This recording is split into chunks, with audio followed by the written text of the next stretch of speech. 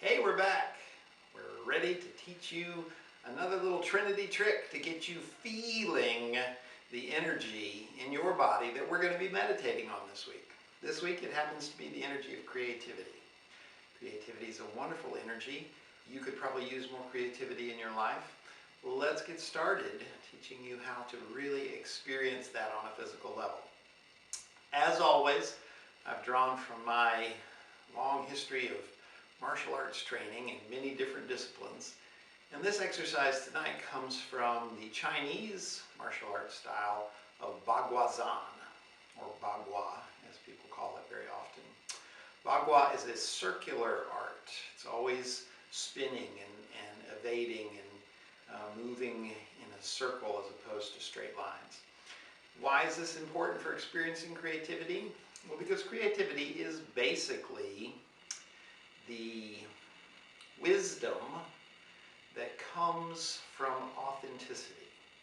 That is to say, every person, place, thing, object, idea, situation that you are in relationship with, there is some unique part to that relationship.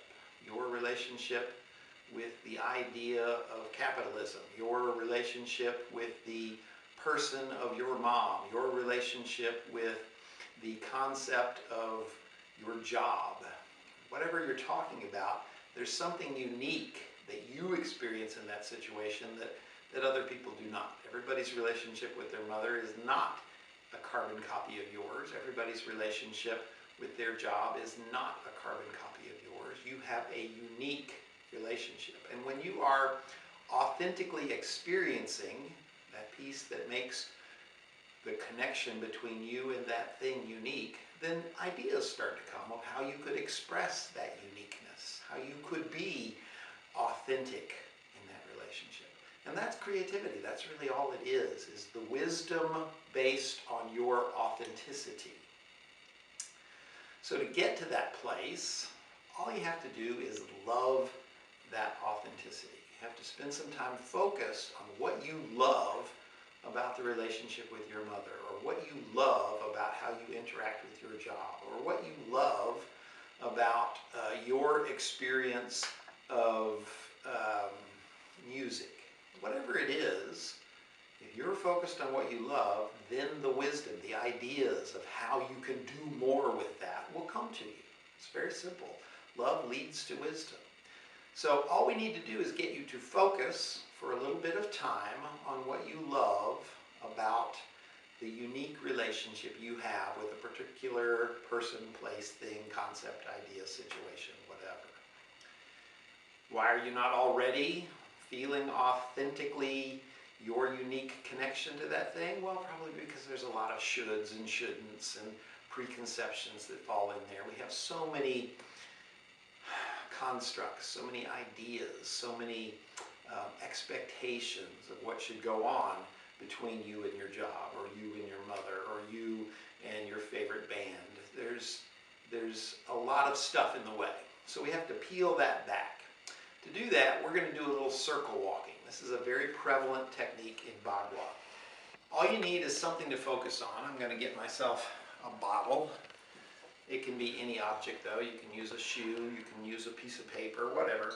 You just set your object down, and then you're going to start walking in a clockwise circle around it. Your back hand is basically, if there was a line going up here, a pole, your back hand's going to be on that pole, and your front hand is going to make this little notch so that you can look at the item. You're going to bend your knees slightly so that your back stays straight but your waist drops. And you're just going to circle this thing anywhere from 3 to 10 times. Doesn't really matter. You just got to start feeling that you're totally focused on that thing, and you begin to drop away your outside perceptions. You're not worried about what else is in the room. You're not thinking about anything other than this object. And once you get that focused connection, then you're going to start shaking it up. You're going to start peeling back how you experience it by suddenly turning and trying it the other way. Every time you turn, your backhand should end up on top. Your backhand should always be touching that pole that comes out of the object, and your front hand forms that little gun sight that you're looking at it through.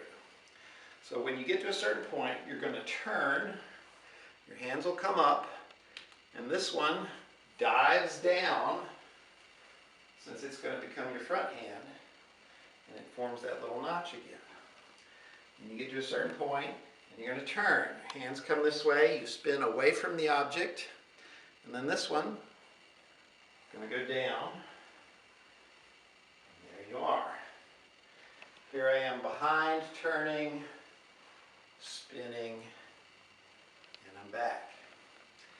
Now I've been doing it several times in each revolution, but probably you want one good loop around before you switch directions again.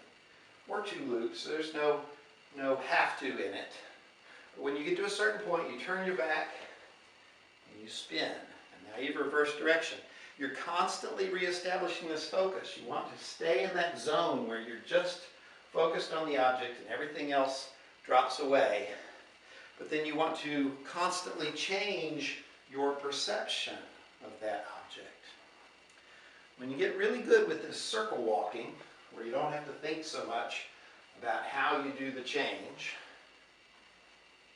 it's just natural.